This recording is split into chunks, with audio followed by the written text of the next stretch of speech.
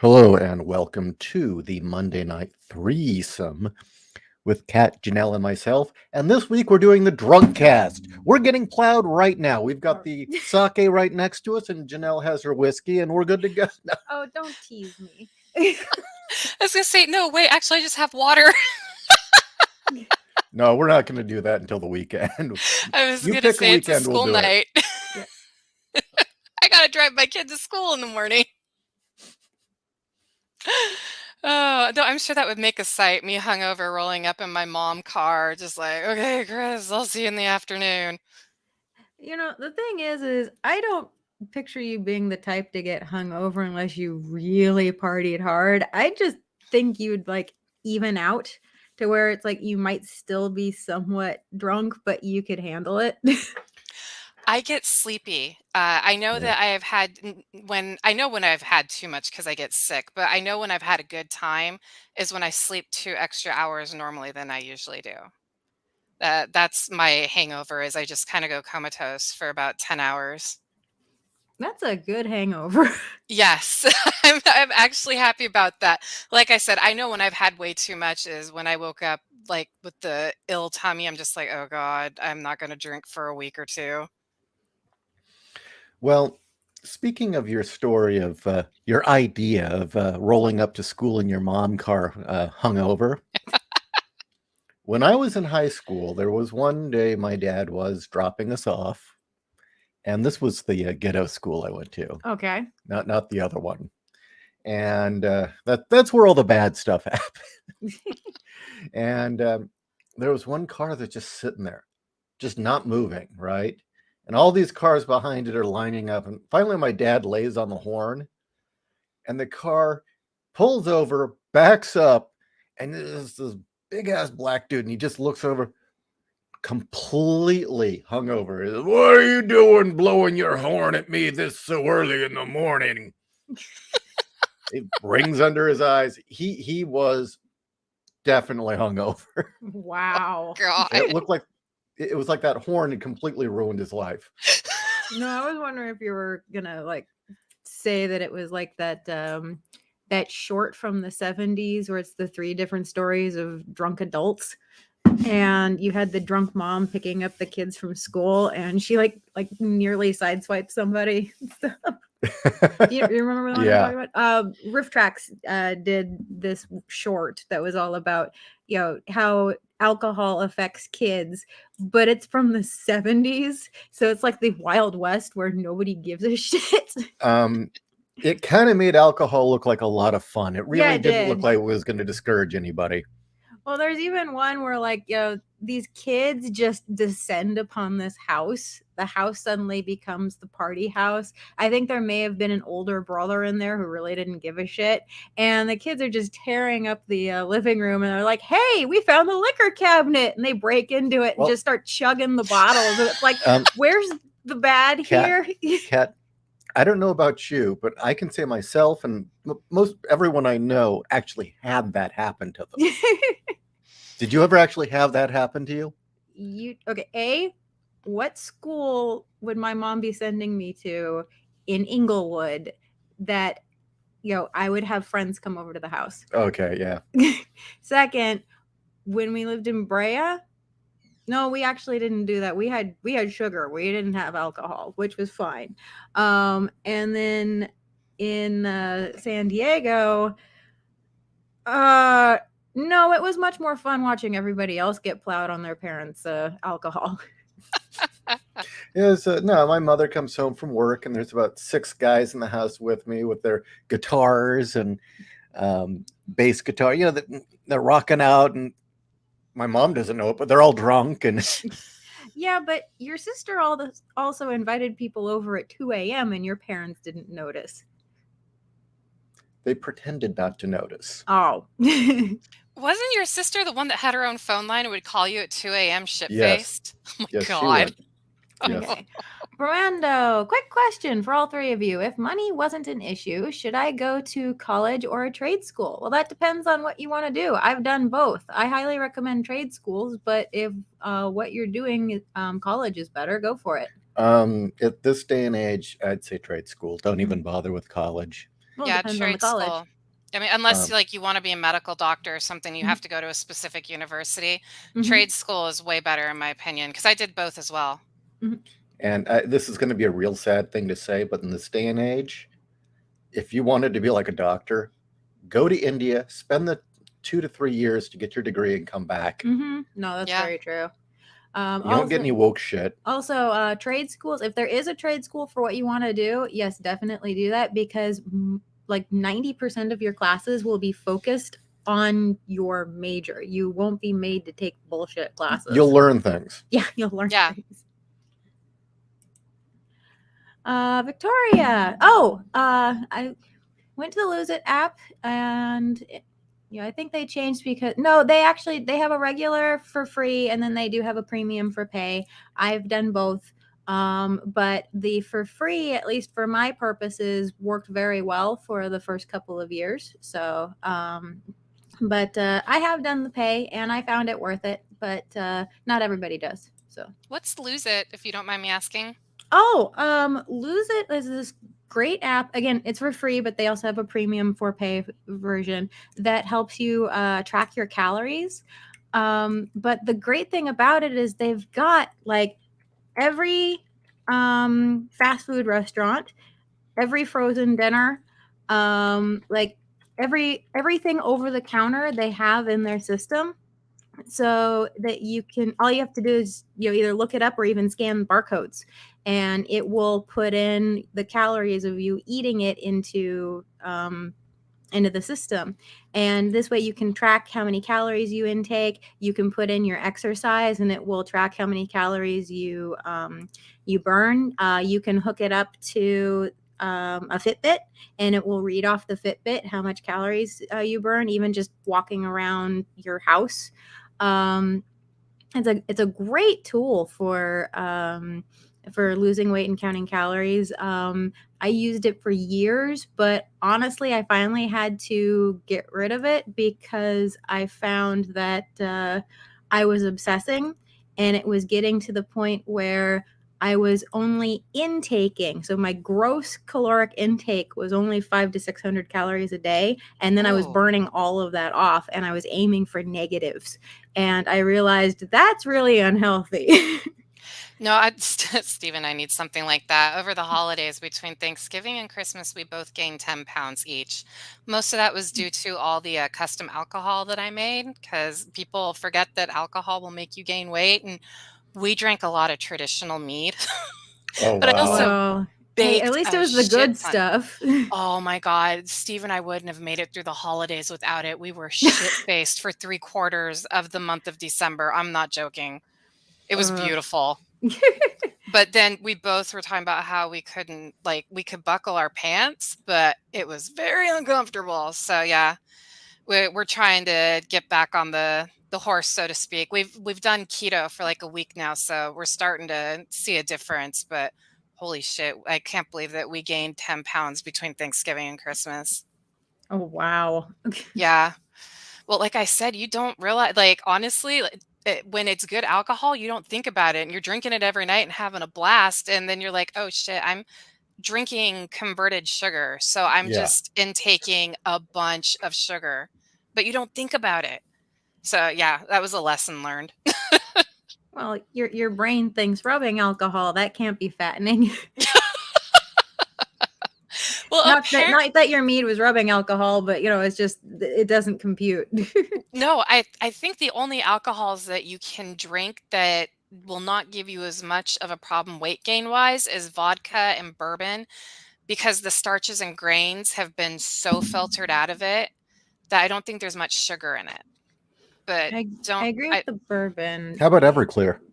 I think Well, that's rubbing alcohol, right? that's pretty much rubbing alcohol.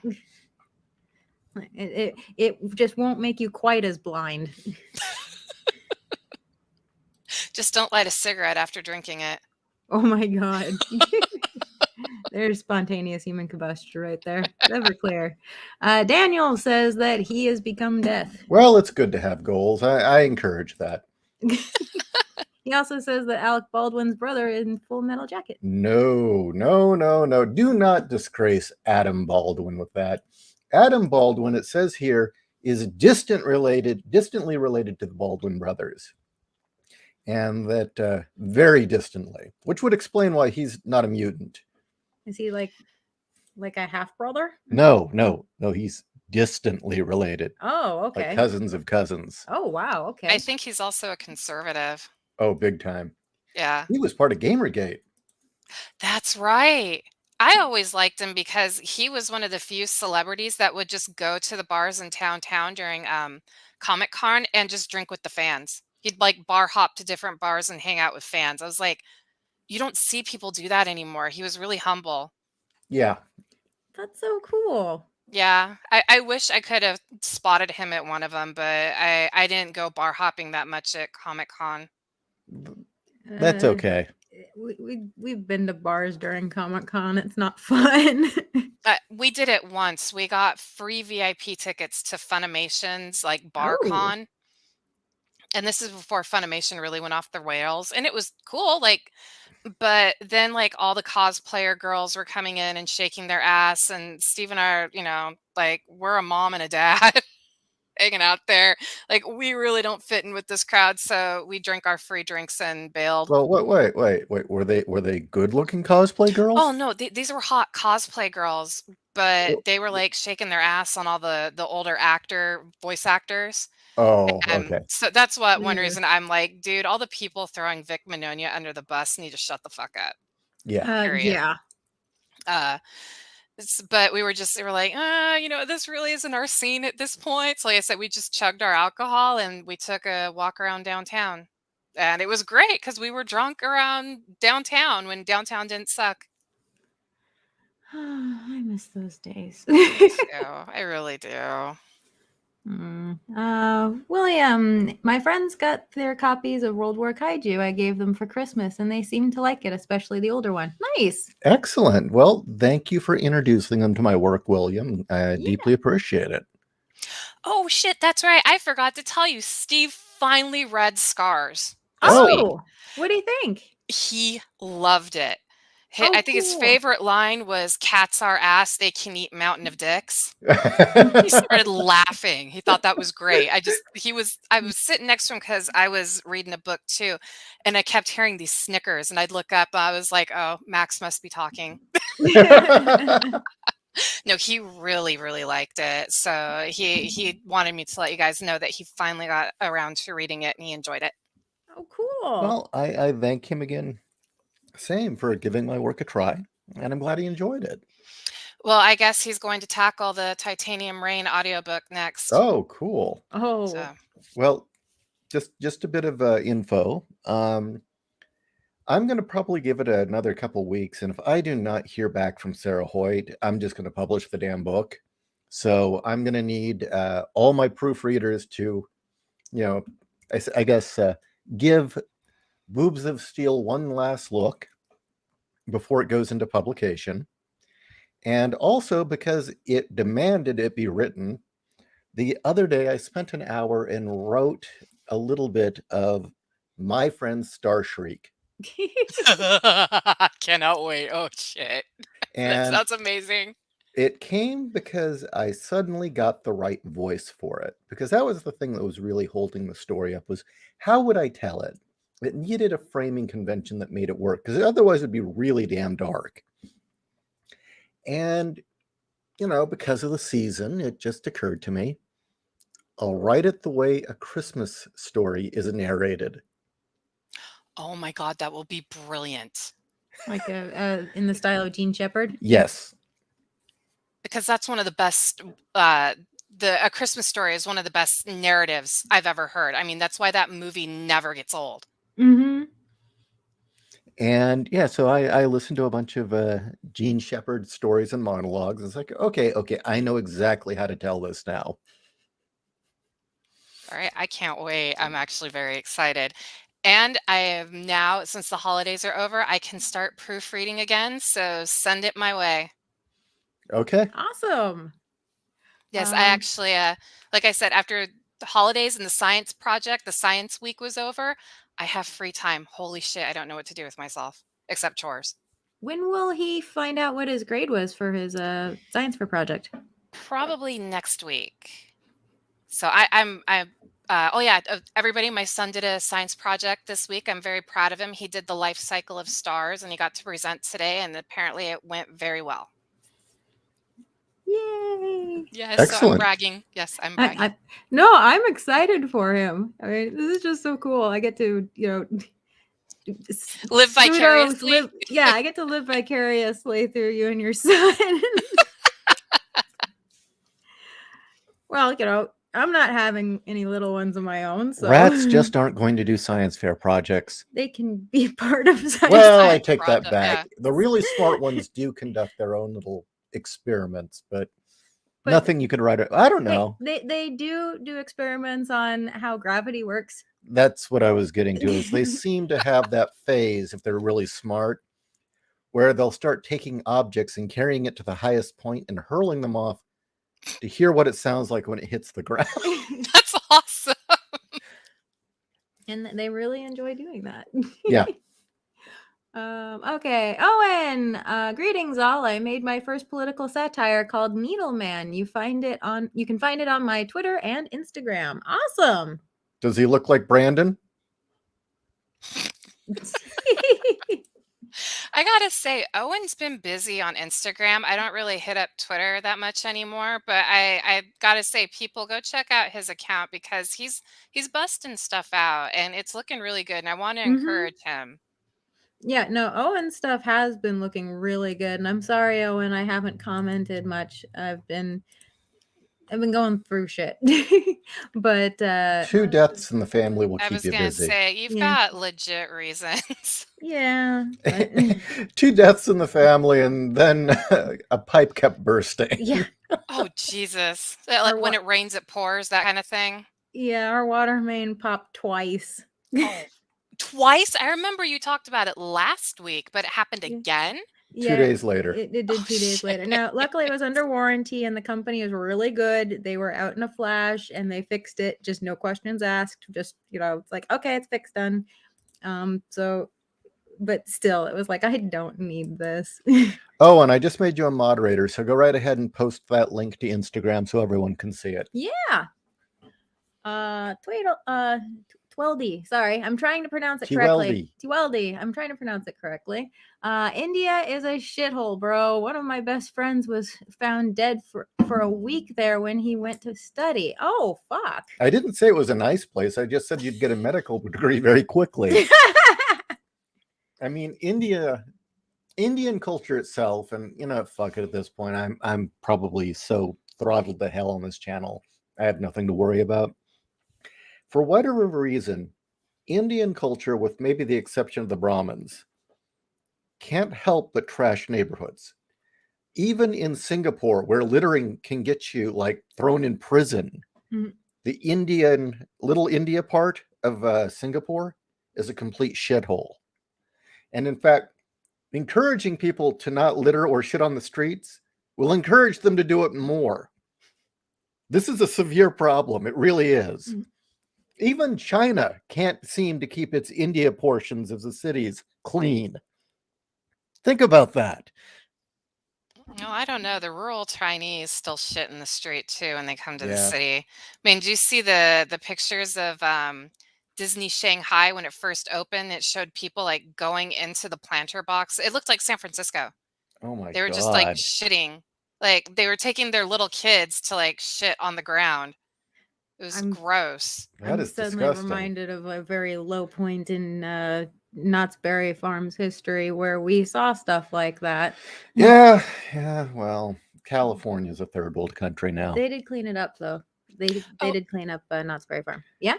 I was going to say California is a third world country. I'm glad we moved out of our old neighborhood because I found out that the San Diego PD said they will no longer be answering calls to deal with homeless encampments, and they will not be removing them. Oh, shit. I'm glad you left. Yes. Yeah. I'm just like, oh my God, because it was already getting bad. But maybe it's time to go full TJ and just put a stone wall around your property with the severed glass and shards of metal up on the top so that they can't crawl over. Dude, that would be great. But I don't know about my neighbors. So right now we still live pretty much far out, but Steve and I are starting to notice the urban creep, and Yeah. it's starting to freak everybody out. So Well, yeah, because Mm-hmm. before Biden, it was really on the upswing. San yeah. Diego was really recovering from Obama. Yes. It was becoming really, really regentrified and nice, and Mm-hmm. businesses were opening up and returning. And It wasn't then, just the businesses, like the downtown was one of the major metropolitan place. I never thought I'd see downtown become one of the major, San Diego become one of the major cities where people want to live and famous restaurants would open up. It was unreal. Like Steve would come home with stories from working down there, like how amazing it was. And we would go to downtown like once or twice a week for a date because it was so nice. Now, no, you can't get me yeah. step foot down there unless like I absolutely have to. Jeez. Well, let's see. We were gonna. Real quick, Victoria, I'm looking for an online college for business. I don't know if it fits your needs, but last year I graduated from University of Phoenix. I got my business degree there. So Now, the Knott's Berry Farm story, and again, at this point, we're so throttled to hell, who cares? There was the point in which Knott's Berry Farm became the ghetto amusement park. Mhm. You said it improved. It's improved drastically. It had become the amusement park people went to if they couldn't afford any of the others. We were there with her dad, and there were illegal aliens dumping diapers out into the fountain, Mhm. And washing their babies off in the fountain and people taking a leak in the fountain. yeah. Because, diversity is our strength and all. See, I went there when it was ghetto too, but I went at night because I was chaperoning a field trip. Uh, and I could not believe what it was like when I went as a kid with my parents. It was actually very nice and clean and fun. I wouldn't even step foot on a fucking ride at that place. I was like, you No. kids can go, but I'm going to stay out here and chain smoke my cigarettes because I have anxiety right now. So, yeah, and the other thing is, I do remember in the 80s, whenever there was a concert, it was Knott's Berry Farm where someone got stabbed. Shit. You remember that? It was always Knott's Berry Farm. I didn't know about that. Yeah, whenever there was like a rap concert or something, if there was going to be a stabbing, it was going to happen at the venue at Knott's Berry Farm. No, I just know Knott's was my dad's favorite place because he knew the history of Knott's Berry Farm. And I just remember one year I had been to Disneyland. So, like, for the next year, I was really little. I was wearing my Minnie Mouse ears everywhere. And so it was daddy's weekend with me. And he said, "Hey, I've got a surprise for you." And we went to Knott's Berry Farm for his company picnic. And so I'm running around Knott's Berry Farm in Minnie Mouse ears. Kat, my mom was the same way. She loved Knott's Berry Farm because the way that she remembered it was that you could go, they would have picnics there where they'd make fried chicken and potato salad, and you would sit and you'd hang out. And there were a couple of rides, but they were also actually selling the bakery stuff and the preserves, and it was really nice. And so when I went, I was like, this is not what I was expecting. Yeah, because it became more of an attraction. Although one of the coolest things in the world, though, was the weekend I went camping with my dad and my brother at Calico, and walking around the streets of Calico, going, "Oh my God, this is the ghost town at Knott's Berry Farm. It is 100% the ghost town." Because Oh, that's what he nice. based it off of. Knott's loved Calico. In fact, he bought it. It's Calico is a silver and borax mine, and he bought the place because he loved it so much. He was originally going to open that up as a main attraction, but then decided no, it was much cheaper to build a facsimile of it on his berry farm instead. And so it's it's exactly the same layout, the same buildings, everything. I've always wanted to go. We see it every time we're on our way to Vegas and our way home from Vegas. We're like, we're going to go. And we never do. But I want to check it out. I love ghost towns. Totally go. We happened to be there on a weekend that they were having like Calico Days where they had like reenactments and things. And so you got mine tours. It was really cool. Oh, that's cool. I love touring old mines. Those are neat. Okay, the next time you come here, we'll have to go to some of the ghost towns that are around here in Arizona, because there's at least 3 gold rush towns within like an hour of here. Okay. Well, I just have to say, Chris he wants to go to Tombstone with you guys. Like Oh, he's made plans. Okay. okay. He's all, so we're going to go to Tombstone and it's going to be Chris and Kirsty and Kat and Ishi and mom and dad and me. And I was like, all right, well, you got to ask him first. He's like, well, that's what we're going to do when we come to Arizona. He's already made plans for you guys. Cool. Okay. No, So totally. yeah, but we're always down to see more ghost towns and old mines. Steve and I love that stuff. Well, we've got a Goldfield within 20 minutes of here, I think, maybe half an hour. Goldfield was one of those towns where it was built on a scam, where somebody like had like a handful of gold. Or like, hey, I got this at Goldfield, and that's when the town popped up, because everybody thought there was gold there and there wasn't. I love the scam towns too. Those are great. Well, it's like, how long till people figure it out? Figured out, yeah. Okay, we'll bring that up in a minute. What are you? We'll get to this in a second. But first off, good for you, Humble Marty. Totally agree. This. Dark Stranger.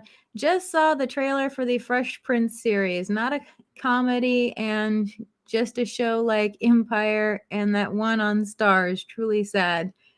Ugh, So I saw why? you looking. So they're bringing back Fresh Prince? As a serious drama. No. And now it's that he was hassled by police, and that's why he had to go live with his. Yeah. Why? No. Why? It's very well established he was gonna get his ass killed if he didn't leave. So are they gonna make what's his name? Elton? Is that his name? Or the nerdy guy? Carlton. Are they gonna make Carlton gay? Probably. Or trans? No, that's what they're gonna do to the sister, because she was actually hot and cute. So you have to, get rid of that. Why? Why does everything have to be dark, gritty, and realistic? I mean, half the fun of. Oh, go ahead. Because Hollywood has no creativity. They've fired it all. Honestly, that show is gonna bomb. I don't care what they say. Well, Will Smith joined a cult, and that's what happened to his funny. Well, he joined a cult and he married a woman that. How do I want to explain her? Jada? Yeah, I think she more married him to get a foot up in Hollywood, and because remember, she was just known as Tupac's best friend, quote unquote best friend, until she married Will Smith. But she was in Demon Knight. Yeah, and that's before she married Will Smith. I actually like her in that movie. I love that movie. Billy Zane made that movie so good. Why he didn't take off as an actor blows my mind, because he did Demon Knight and then he followed up with the epic villain in Titanic. Yes, he did. And then he didn't take off. I'm like, what the hell? Is he a conservative? I know he's a hardcore Buddhist. And probably a hardcore weed smoker too. And I know he surfs a lot, but I mean, that was it. He should have been on top of the world. And that's not meant to be a pun for Titanic. I just realized what I said. No, I'm with you. You would have thought that after Titanic. I mean, unless he was typecast, which he wasn't. After Titanic, his career would have taken off. But I don't know. disappeared. And I know he was a pretty private person, so maybe something happened and he just didn't want to talk about it and kind of backed away. He's probably made a shit ton of money, like enough fuck you money that he doesn't have to ever act again Yeah. after doing Titanic. So maybe he just like fucked off and went surfing. You know, if that's really it, considering the only thing I saw him in after Titanic Well, was you nailed it. Was it Zoolander? You nailed it, Janelle. He's a conservative. I just looked it up. Fucking That's no it. wonder I love that guy. Just like Adam Baldwin, just like Vince oh, Vaughn. yeah, Vince Yeah, Vaughn. Vince Vaughn. Let's see, was it James Wood? Yeah, James Woods. Yeah, that guy all of a sudden who was making a shit ton of movies and had Academy Award nominations just falls off the face of the earth. Yeah, give me a fucking break. They blacklisted his ass too, and that pissed me off. Yeah, he And I started. They started trying to make him go away when he was very open about hating Clinton for being a liar and an adulterer.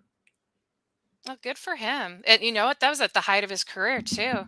He They, was in everything under the sun.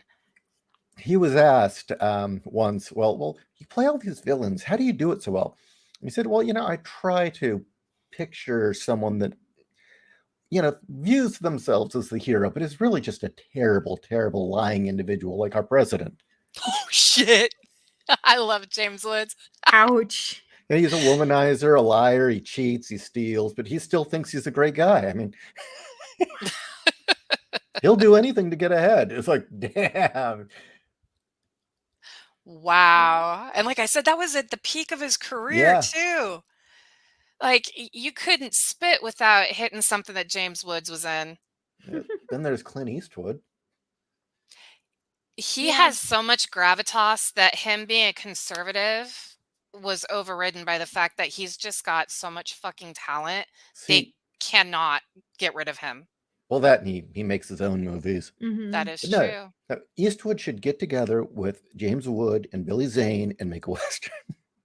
Oh my God, Oh, yes. I want But it should be that. about nothing but villains. Dude. Yes. That Let would be, Eastwood even be the villain too. That'd be great. in any other setting other than a Western, I'd think that would be a terrible idea. But considering Westerns are either you're going to have, straight black and white, good versus evil, or everybody is shades of gray. Well, you could do it as one of those frontier towns during the gold rush where they're independent and you've got the government slowly trying to move in and take over. Mm, Oh, like Deadwood, because Yeah. Ian McShane, who was the main villain of that show, was the main character as Swearingen. Yeah. And that was the first time I'd seen a show where it was the villain was showcased as the main star. Like that was the first time I'd really seen anybody do that. But I was going to say a Western where it was all shades of gray was a Clint Eastwood Western, and it was Unforgiven. There really weren't any good guys in that movie. Unforgiven. I thought they were trying to find redemption on some level. They were, but I think in a way they failed because I don't want to say they corrupted the kid that was all like, woohoo, I'm going to be a real cowboy, and then loses his shit when it comes time to actually kill someone. If I'm remembering the movie correctly, it has been years since I've seen it. I need to see Unforgiven. I actually haven't seen it. But definitely The Good, the Bad, and the Ugly. Oh, I fucking love that movie. Oh my God. The end of that movie, the final line. Yes. Like, oh, dude, how could you not see it coming? And spoiler, everyone, but how old is that movie? 50, 60 years old now? Yeah. Yeah, when he yells Blondie at the end because he fucked him up. Like, bro, you didn't see it coming? He's going to fuck you over from the beginning. Oh my God. Yes, that's a movie I could watch a shit ton of. You know what? Any Clint Eastwood, Lee Van Cleef Western I can watch. Those are amazing. And come on, how many Westerns have a Ministry song written about them? And back when Ministry was good. Wait, which song? I Know What You Are on the Land of Rape and Honey single. Get the fuck out. EP. I never put two and two together. Yeah, listen to it. It's about that movie, and it's full of samples Holy from that shit. movie. Okay, I have to listen to that again. Well, here's a Needleman. I'm sorry, it doesn't look like you can read it at this size. Let's see if we can blow this up some. I did see this weekend because the final panel reminded me of A Nightmare on Elm Street. Let's see. I'm too scared to go to sleep. What? I'm sorry, I can't. What if Needleman shows up? Okay. Now, honey, there is no Needleman to give you a vaccine. Besides, a little harmless needle is nothing to be afraid of. Please, pleasant dreams, Raymond. And I really like Owen, your use of color. That everything's in blue tones for the goodnight room, and then his parents step into this world of color. I really like how you did that. he's got the Freddy glove there, but it's syringes. Yeah, no more boosters. What was Freddy always said something bitch when he was going to kill someone. It was always a pun, right? It was welcome to prime time, bitch. Bitch, or time for your checkup, bitch. Time for your booster, bitch. Is that what the turkey was referencing in gobble gobble, bitch. In Thanksgiving? Have you seen Thanksgiving? No, there is an actual Thanksgiving horror film. Yes. And I did not know. It's a parody, and it is so bad it's good. Yes. Okay, so it's called Thanksgiving. Thanksgiving. Okay. And there is a Thanksgiving too, but ignore it. Okay. It's not as good. Hey, speaking of so bad it's good, I don't know if you guys have seen Split Second, right? Oh yeah. I introduced it to Steve this weekend. He fucking loved it. That was almost a good movie. You know what I like about it? It pays homage to a lot of good sci-fis. Like, obviously, the creature is based on the Xenomorph. Mm-hmm. Rutger Hauer's character is based off the Terminator. And they even did a callback to Blade Runner when Kim Cattrall's sitting in his apartment and there's pigeons everywhere, and she's looking at him and says, I just can't bring myself to kill them, because Blade Runner, what was he holding before he died? Pigeons. Well, a dove, but... Was it a dove? I thought it was pigeons. No, of course it would be a dove because of peace, and he was actually a peaceful man. Okay, let's see if I'm trying to... There was another callback to Mad Max. The street uniforms that the cops wore in that movie were the Mad Max uniforms from the first Mad Max film. Oh, cool. But actually, the thing about A Split Second is the villain was actually kind of a cross between the Xenomorph and Judge Death, if you look at him. Oh, really? I need to go back and watch it because it's free on Amazon right now. From Judge Dredd. He looks quite a bit like Judge Death. And just as an aside, which kind of makes me wonder, in the Judge Dredd universe, London is like Venice. It's all canals and flooded. Cool. Just like in Split Second. That's one thing I liked about Split Second is the city was underwater. Yeah. And they did a good job of it. Oh yeah. I like the movie. It's very cheesy. I appreciate. Is that a killer turkey? Yes. Yes, it is. But again, I will repeat. He's a avenging spirit from an ancient Indian burial ground. Right. He looks like a Skeksis. Yes. Doesn't he? Doesn't it? No, he does. He totally does.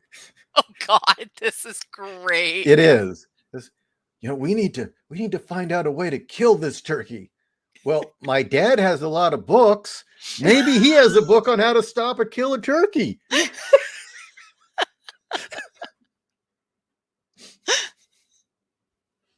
my God. Okay, I have to watch this. We used to run this all the time when we had Netflix. Yeah. It was on Netflix and I did not know. Oh my God. How could I have missed that gem? I would go through and try and find all like the B movies I could find on, or like independent films. And occasionally you found a real winner on there. I found a couple of, what was it that I was introduced to from Netflix? Oh, Neon Genesis Evangelion. When they used to actually have good anime on there when it first came out. Yeah, that's how I was able to watch it.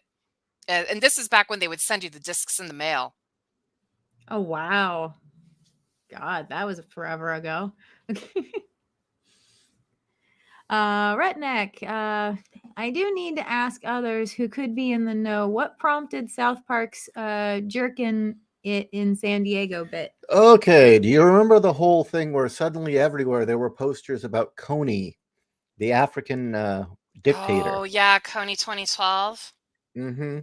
And there was this whole thing about, if we could just raise this much money to help the children, escape from this dictator, we were going to stop him, right?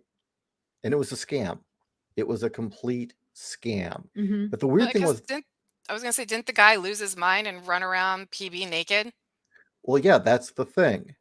I don't know if the guy who ran the scam suddenly was so deep into the lie that he believed it or what, but when he didn't get the money and he didn't make the goal, he had this huge public meltdown and went down to PB, Yeah, Pacific Beach. ripped off all his clothes, and and I don't know, supposedly he was jerking off in public. I don't know if that's true. That's hence jerking it in San Diego. I don't know if he was jerking it. I think he was just like out of his mind. Yeah. But I actually knew people who worked for Invisible Children. That's the company he worked for. I think it was Invisible Children, and it was about the Ugandan kids that were apparently imprisoned by Coney. Now, I remember those stickers were all over the fucking county. They drove me nuts. They'd be all over stop signs and shit. Yeah. Yeah. What did your friends who worked for them have to say about that? I honestly, this was before all of that happened, and so I never knew how they felt about it afterwards. I lost contact with them before that whole meltdown happened. So that when I knew this person was a couple of years before the Coney 2012 meltdown. Wow. I think they can only do the Fresh Prince as a drama because they can't do comedy. And JC says Will Smith is a homo. Is that why Jada stepped out on him? Huh? Well, when she was screwing her son's best friend. Oh, Jesus. That's pretty wrong. You guys didn't hear about all that? This happened like a year ago, but we ignore as much of that Hollywood stuff as we possibly can. So yeah, we're often not in the know about a lot of this. I watched it because I was like, oh, I'm getting my popcorn. I cannot wait to see the excuses. And so I actually sat down, watched her interview with her husband at her Red Table Talk. And she called the affair an entanglement. And Will Smith corrected her and said, no, it was an affair. And then he kind of low-key threatened her with, well, I'm going to get you back for this. And she thought he was joking. And you could tell, no, he was not joking. He flat out told everybody, yeah, I'm going to cheat on her. Wow. Yeah, she was trying to avert the PR disaster and try and show that they were still strong in their marriage. And instead, he just was like, no, you had an affair and I'm going to get you back. And it's like, wow. Okay. Okay, Kat, since you're the Dr. Fate fan. Okay. Wolf 10. Billy Zane would have been my casting choice for Fate. Ooh. Yeah. Yeah, I can totally see it. He could do it. He could totally do it. Although, yeah, I was originally thinking Luther too, Owen. He would nail it as Luther. Mm-hmm. Oh, absolutely. But I liked The Phantom, and that was actually Catherine Zeta-Jones' American debut. Was it? Yes. I haven't seen that film since I saw it in the theaters, so I really need to revisit it. I just remember the scene where Treat Williams as the villain has the guy look into the microscope and then twist the button and it gouged his eyes out. Oh, God, yeah. Oh, dude. The one thing that sticks with me from that fucking movie is that microscope. Ah! No, that's cringeworthy. Oh, and I'd love to see Eastwood play Dirty Harry again, blasting Antifa commies with his 44. I think it's time for Harry to come out of retirement. Yeah, you think so? Yeah, I think it should be like we do a story where Harry's retired. He's had this long life of being this badass cop, and then BLM sets his neighborhood on fire. Didn't we kind of already get that though with Eastwood? I was gonna say, isn't Gran Torino Yeah, like that? Yeah. that's Gran Torino. Yeah, but no. I want him to actually put down an entire riot like we saw last year, That would be really where the nice. city's on fire and they're burning neighborhoods down. I want to see him just kind of just go out with his 44 and take care of business. I'd pay to see that Yeah. in a One heartbeat. man takes care of all of Antifa with one gun. That'd be pretty awesome. It would be nice to see how Harry has adjusted to what has become of San Francisco too, like the entire Bay Oh, Area. God. God. Like, Yeah, there'll be plenty to do there. Like you'd have him walking down the street, and maybe the straw that breaks the camel's back is he almost slips on some junkie's pile of feces, and it's just Ugh. like, okay, I'm done. And nearly lands on a needle. Yeah, Yeah, he snaps because it's all shit and needles. Yeah. yeah. And because you gotta hit people in the feels. There's a child playing in all of this. How about Harry goes full falling down? Oh, there you go. I'd pay to see that too. That's a story. Harry goes full falling down. Except you really, well, I don't know. Were you guys on Michael Douglas's side in falling down? He had a point. He had a point, yeah, but Mhm. he wasn't like the full anti-hero that I was Well, no, expecting. he was damaged. He was a guy that had done everything right and played by the rules, and the system screwed him. Down to the fact that his wife was a cold bitch who'd taken his kids away from him. Didn't she also take him for all his money too? Yep. Yeah. So he was living, that's right, he drove a shitty car, living in a shitty apartment. He lost his job, but he kept driving to work every day. It's a fucked up film. Mhm. And everybody pays the price at the end by watching what they did to him, except for Robert Duvall, who could tell, like, this guy needs help. There's Well, another actor that needs to be in more movies, and we're going to lose him soon. I see falling down as one of those warnings from the 90s no one heeded, along with Fight Club and American Psycho. Mhm. Those three Yes. films were a warning of what happens if you're going to ignore your young men and fuck over your fathers and take away their place in society and screw them and treat them like shit. This is what you're going to get. So it was Falling Down, American Psycho, and what was the other one? Fight Club. Fight Club.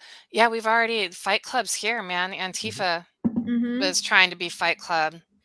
Yeah, but they're pussies. I was Fight going to Club's say, but much more Tyler Durden would organized. probably, yeah, I was going to say he'd blow their ass up. I would say that it's more along the line of the Proud Boys. Mhm. And I don't think Yeah. we're all the way there yet. I think we're Nope. getting there. They did a good job in American Psycho showing what wealth and elitism and Wall Street life was like. I mean, that is like the most bankrupt lifestyle that you can have. Mhm. It's so vapid and shallow. And where are we right now? Vapid and shallow. Obsessing over the paper of your business cards and the font choices and trying to one up each other on such trivial little things. Just your entire life is a mask. Yes. I'll take it a step further. You look at Fight Club, right? Think about Columbine. Two young men with absolutely no future. And nothing to lose. Yep. So, yeah. Although I don't quite understand this one from Bromando. Ishii and I are just like the nerd and fat guy. I don't know. Well, I'm not fat, so I guess I'm the nerd in this equation. was gonna say, like, maybe is he trying to be like, is he talking about like a trope? The nerd and the fat guy? I don't I know. have no idea. Although I read that and I just think last night we watched Paprika, and so Oh I yeah, think that was excellent. the fat guy in that film. JC Coney was some warlord who used child soldiers. He made some videos where he used his kids to play to people's emotions. Hmm. Yeah. He also had a ton of child brides. Yeah. Oh, wonderful. Yeah, he was a winner. So give that other guy money because he'll fix it. You know, if you really wanted to fix Coney, you'd gather up all that money and you wouldn't give it to the asshole using it from Invisible Children. You go to Blackwater There and you you say, go. "Here, solve the problem." Hey, Blackwater was in San Diego too. Well, I worked with a woman whose husband was part of Yeah. Blackwater, so now he's in Bermuda. Let's see. Okay, so they're all agreeing with our idea about. I was gonna say Bromando said like the nerd and fat guy from Thanksgiving. Oh, That's why I had no clue. I haven't seen the movie. let's see here. We're looking at. Okay. Oh, there you go. Oh, the nerd and the fat guy makes killing.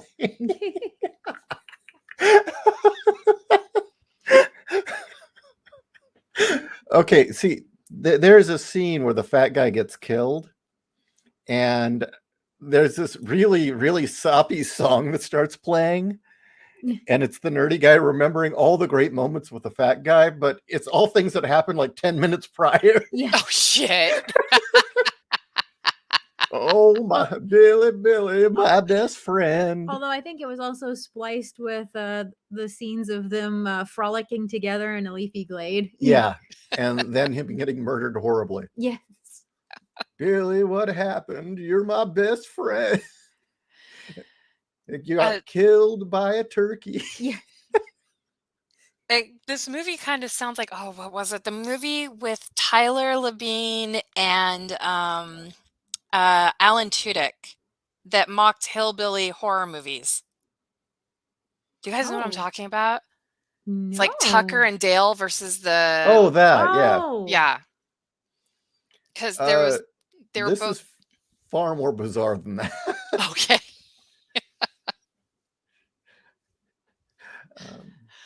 Oh, okay, wait. I had something I wanted to bring up earlier, but we started talking about other things. Okay, you know how I like to torture myself about X-Men? Yeah. Like I can't let it go. Okay, Have you so been apparently experienced to X-Men Green yet? Oh God, don't I Yeah. oh yeah, I'm gonna read it. I know I am, just because I want to see. But did you know this summer they had something called the Hellfire Gala, and they brought in fashion designers to design all their clothing that they were going to be wearing to this Seriously? Yeah, and apparently Emma Frost had 3 different outfits and she changed throughout the night. And that's a plot point in the book? Just look up Iceman's outfit. Oh no. Oh yes. No. I decided that if by some stroke of luck that Marvel finally gets their shit together, I think I found a way that they might be able to save Bobby Drake from what they've done to him. And okay, is that the lineup? They should just retcon the universe out of existence.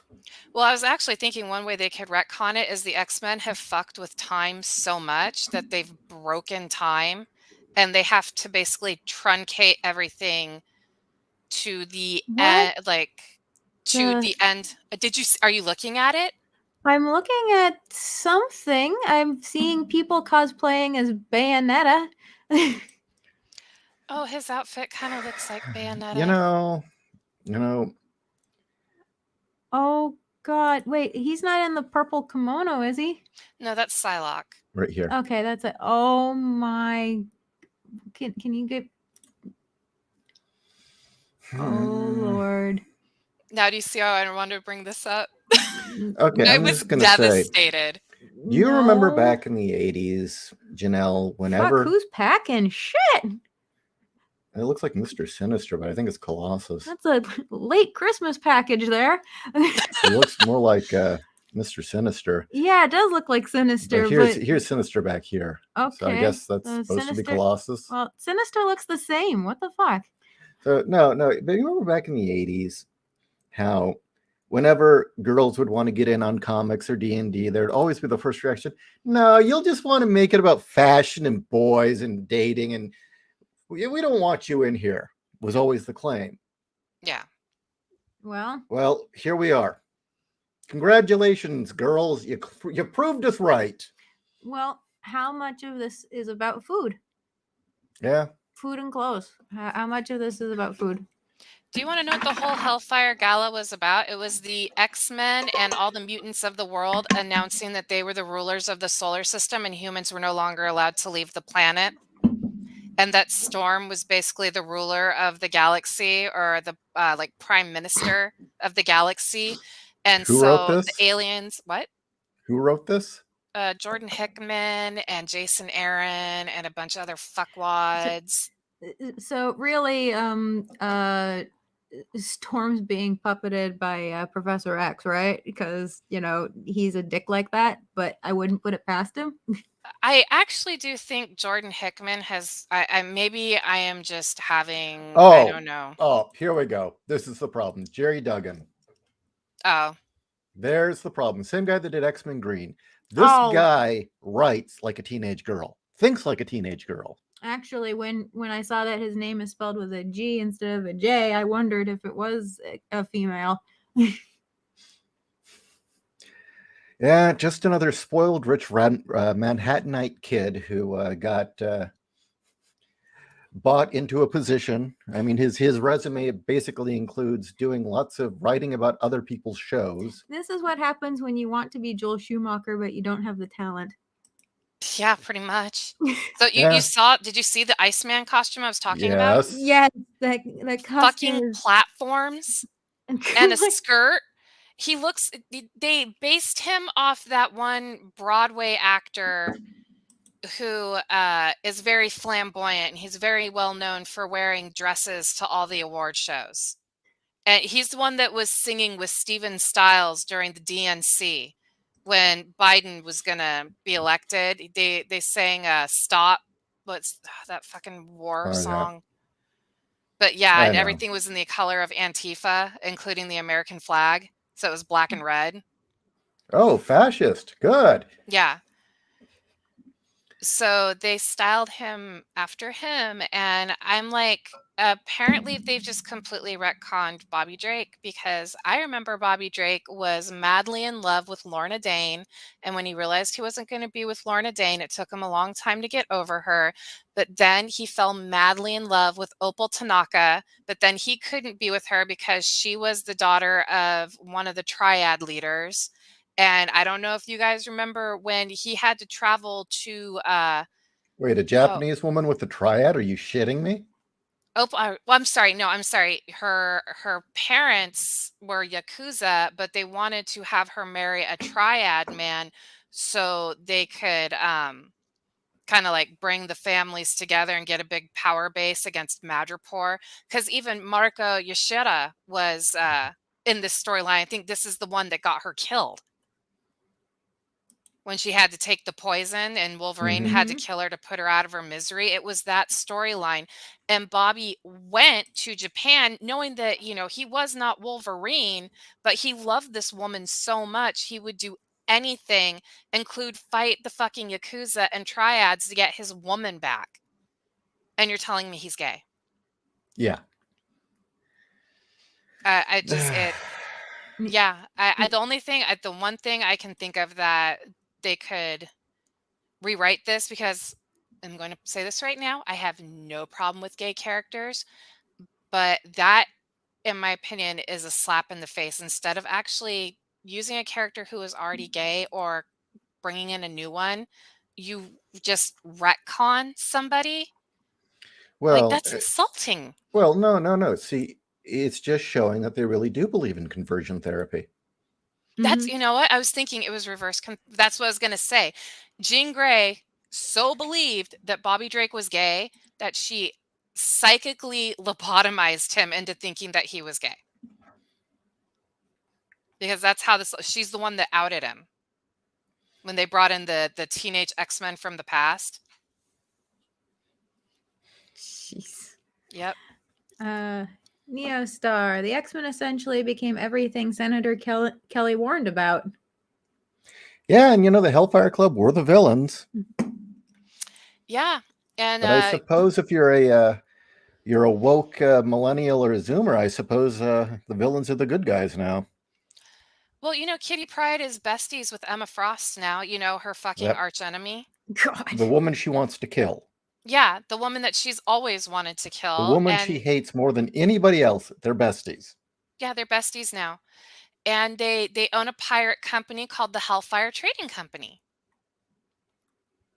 Oh my God. Because they hate capitalism. Yeah. Like I said, none of these characters that we No, grew up with, that we loved, no, are it's the themselves fact. anymore. It's the fact that now they're frenemies and they go shopping together, but they own the company. It's like, no, this is stupid. Well, Storm is also friends with Emma Frost now. No. And I remember when No. Storm married Black Panther, her and Emma were talking about how life was so hard being wealthy, making love all day and drinking champagne, and you could only go shopping They so turned into much. Sex in the City? Yeah. Christ. It says a So lot where these people's heads are. I was gonna say these characters aren't even they're not the characters anymore. They No. have been imprinted upon by other people who are writing themselves into these characters. Spoiled rich kids from Manhattan. Yeah. That's basically it. Fizz says, oh, I'm sorry, go ahead. Oh no, I was just gonna say, like, I know that we have people who are gay and bi, and I'm sure the they agree chat. with us. Yeah, I want to know how they feel about it. Am I being a homophobe? Have I missed something when it comes to Iceman? Because I thought it was really insulting. Look, if disliking a flamboyant, not even flamboyant, a James Bond-esque playboy who loved the ladies is suddenly turned gay, that's not homophobia. That's just shit writing. Mm-hmm. Yeah, like I'm like, because hey, I'm trying to be open-minded. Have I missed something? Like maybe I don't get it. It just I thought it was No. very insulting, especially because they had a couple of gay characters already. What Mhm. about North Star? What about Karma? Well, Why they're not couldn't they popular. Well, you know what? That's why you have good fucking writers come in and make them awesome. Because Chris Claremont could make Karma pretty rad. Mm-hmm. Sorry, I'm ranting about X-Men, guys. Now I'm getting Yeah. all bitchy. Is this true? Fizz Chozo says these people have no shame. Cyclops and Wolverine are now lovers with each other and with Jean Grey at the same time. Oh, Emma Frost is in on that too. Oh, Have you noticed Christ that their on a idea of crutch. liberation is just complete debauchery, empty Yes. sex, meaningless relationships? You remember when these relationships in the X-Men were really, these people loved each other, and that's why it was so hard and it was such a trial on them? Now it's just, hey, this is just the fuck club. That's exactly what it is. I mean, you had the love triangle between Cyclops, Jean Grey, and Wolverine, and then Jean Grey died. And Cyclops moved on to Madeline Pryor, and Wolverine actually found true love with Mariko Yashada. Which, if Mhm. you ask me, everybody always says Jean Grey is his true love. No, No. it was No. always Mariko. Yeah. Mhm. I mean, she was a samurai, just like him. They even explained why he's so hard up for Jean Grey and his origin story. Well, that was Because, a great, great arc with him and Mariko. yes. And what was so great is even after she had broken away from Mastermind's manipulations, she still felt that she had dishonored him and she wouldn't get back together with him. And it just showed like how they were so alike. That he was dishonored by her after she had insulted and humiliated him at their wedding, and she did not feel that she deserved to be with him. And now I'm gonna go read that arc again. I'll have to dig through my comics. It's so fucking good. Actually, having never read it, it really sounds like this was Claremont, right? Or Yes. yeah, that Claremont was taking from Shogun, because you had Marco. It was written around the time Shogun was Yeah, on Yeah, TV. it was It was actually. very, very. because it sounds like he took the essence of that love. Actually, I'm in surprised you've never read that arc, have you? No, I I've haven't. got it. It was one of the ones I read. I want to read it. It's how Storm became a punk rocker too, and how Rogue was accepted into the X-Men when they finally accepted her. It's a fantastic arc. There's a lot Oh, of good cool. soul searching.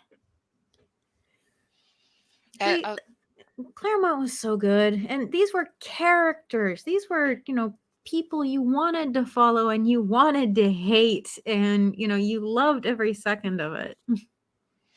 We've got a listener, Stephanie, who has sent us a full breakdown of issues 5 through 12 of X-Men Green, by the way, that we should go through sometime. Oh God.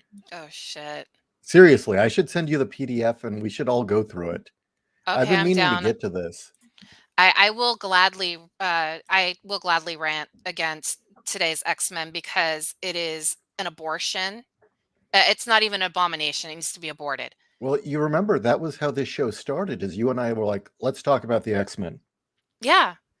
And that's what I wanted to tell you guys. There is now articles coming out from CBR and Bleeding Cool talking about how Chris Claremont's run went way too long and it's overrated and the best time for X-Men is now. That's when I had my full-blown fuck you moment. Like, I'm like, oh, you guys need to just disappear out of comics. They need to shut down the comic book industry. People should don't only do indies and then come back in 10, 20 years and just reboot. These people can't write for shit. I mean, to say that Claremont's run ran too long and was overrated, are you out of your fucking mind? Okay, so is this X-Men's 10 most overrated stories? Is that it? That might have been one of them. There's been a few articles that have come out that have been slamming Chris Claremont and his run.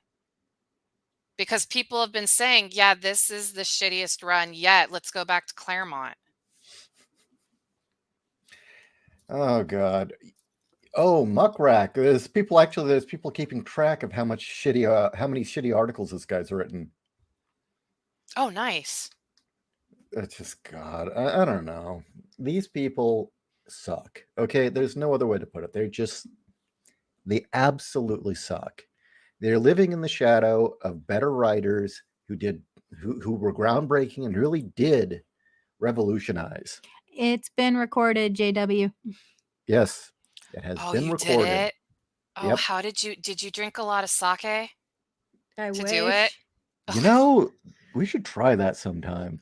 Oh fuck. Get you a little tipsy. Oh, so I'm not filtering? Yeah. Oh, Jesus Christ. Wait. No, I want to be in on this. I want to read it live and us be drunk and trying to get through it. I will Okay, if I'm not gladly do drinking that. alone, yeah, sure. The I three of will us do drink it. with you. I will not drink alone on this. If you're listening, Stephanie, since you did that review, do you want to join us for this? Yes, please join us. Yeah, Stephanie, email me if you want to join us, especially since you did that wonderful breakdown of each issue. And I want to go through that with you. Oh, and well, I am going to send what I was going to ask you to do for this one, Wolf. And if you want to do this on your own accord right away, I was going to break down the scenes and send them to you. But if you want to do them yourself right now, go to X-Men 5 and read for Bobby. Or not Bobby, Pyro. Read for Pyro. Oh, I want you to do a flaming gay version of Pyro because that's what they've turned him into. Pyro's gay too? Wait, is it the new Pyro who's gay and banging Bobby Drake? Yeah. Okay. He's okay.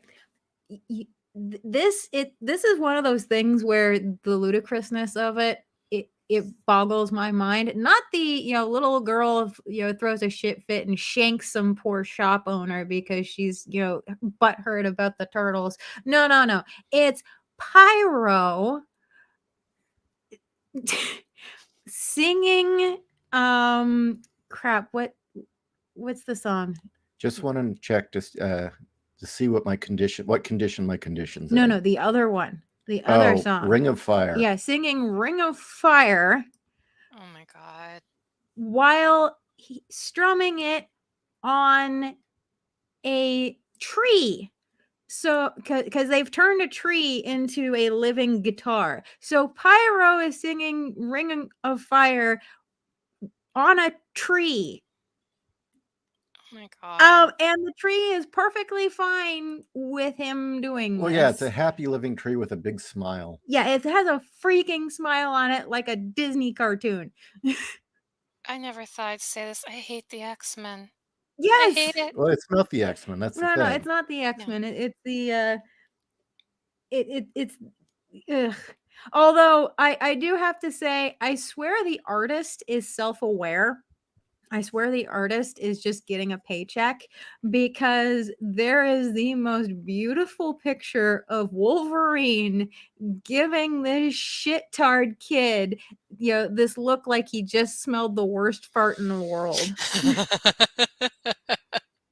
And that's the image that they decided to use for one of the chapter title pages. And this is an X-Men Green number 5?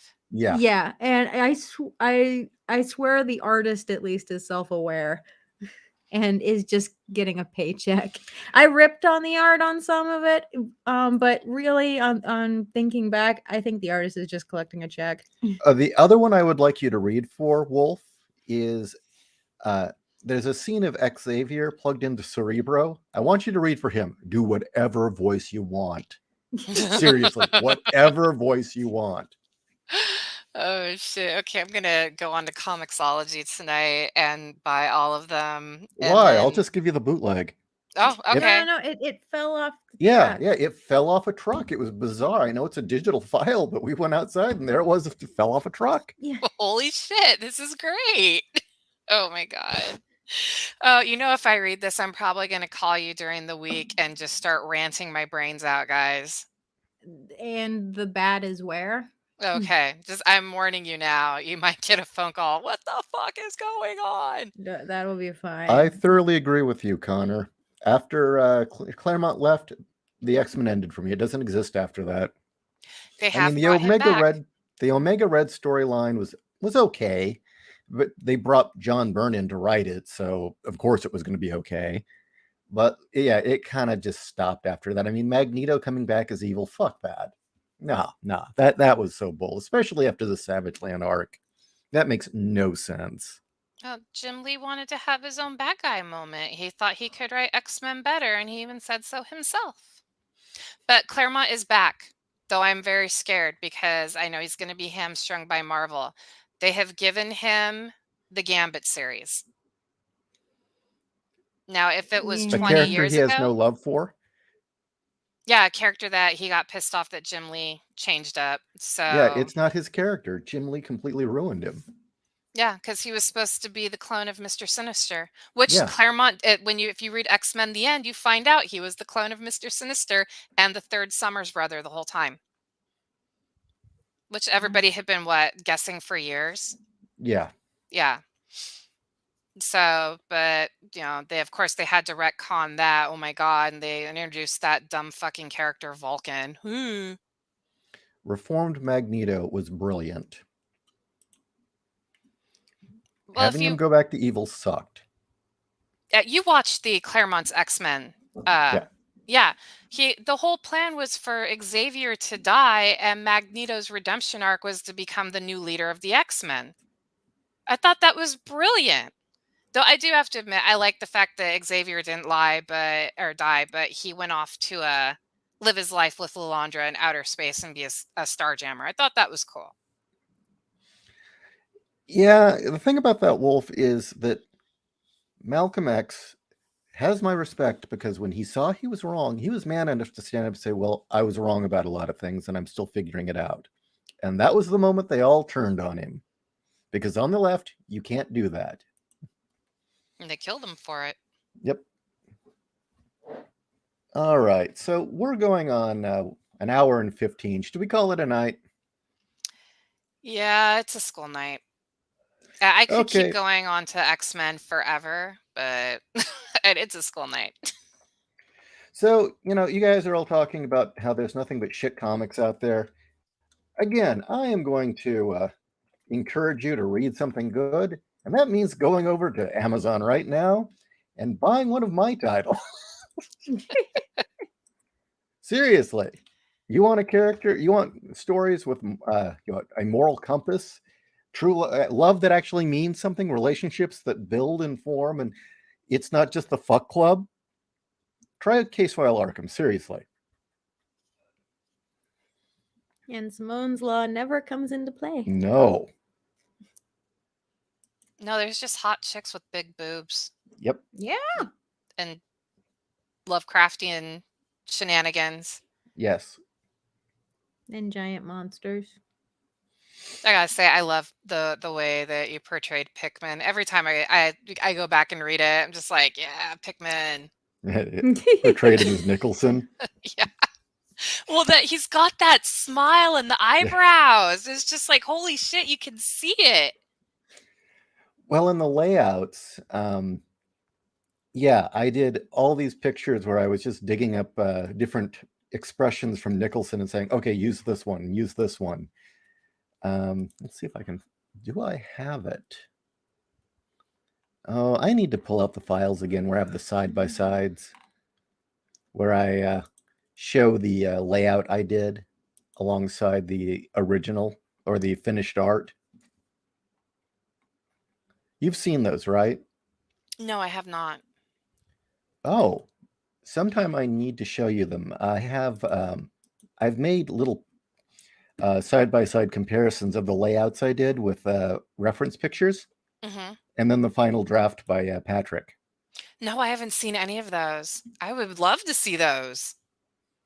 Okay, I'll dig those out and we'll share them. I would love to do a episode on Case File Arkham. It's been long enough, and I think enough people have checked it out that they would get something out of seeing that, and I could answer more questions. It's a good series. If you guys haven't bought it already, I highly recommend it. I've read it both. I've read both twice now. I need to go and read them again shortly, just because I keep finding new stuff every time. That's what I love about it. I keep finding stuff, and then I'll go back and I'll look up Lovecraft stuff. All right, well, let's say goodnight, and we'll figure out when we're going to do a drunk cast. And Yeah. we'll hype the hell out of it. It's going to be Drunk X-Men Green. Yeah. Yes. How about that? And I'm going to drink my own homemade hooch, so this is going to be fun. Oh man. I'm jealous. I mean, we've got good sake, but your hooch sounds amazing. Well, one glass, and Steve and I are usually toast these days because I don't water it down. Oh, Oh, nice. Yeah. All right, good night, everyone. Night. Night.